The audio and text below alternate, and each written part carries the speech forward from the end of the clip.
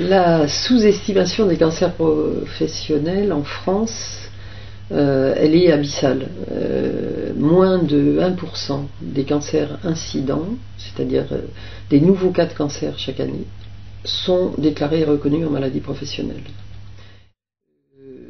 La plupart des produits toxiques, probablement cancérogènes, échappent pour l'instant à toute connaissance scientifique. Moins de 7% des nouvelles molécules chimiques sont testées du point de vue de leur cancérogénicité. La plupart de ces cancérogènes ne sont pas perceptibles. Les rayonnements ionisants sont imperceptibles, les fibres d'amiante sont invisibles, et la plupart des molécules chimiques n'ont ni odeur, n'apportent aucune sensation. Si on prend les principales sources de contamination à des cancérogènes aujourd'hui dans le travail, c'est le secteur du nettoyage, la maintenance, la construction, le secteur du BTP, la gestion des déchets. En fait, depuis une trentaine d'années, ce sont des fonctions qui ont été systématiquement sous-traitées et qui concentrent l'essentiel des expositions.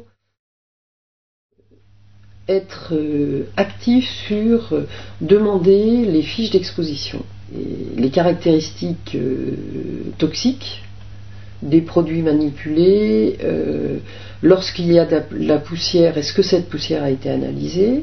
Donc il y a des documents que le salarié peut au moins tenter d'obtenir.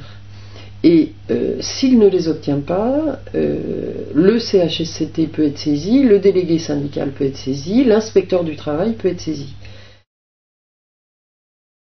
Il y a des outils maintenant qui permettent de limiter au maximum l'émission de poussière, de fibres, d'effluents, de gaz, pour empêcher que les salariés soient exposés. C'est capter à la source le polluant pour empêcher qu'il se diffuse dans l'atmosphère de travail.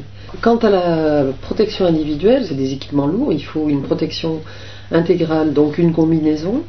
Bien souvent, c'est un peu comme un scaphandre, avec adduction d'air pour prendre l'air à l'extérieur de l'espace contaminé.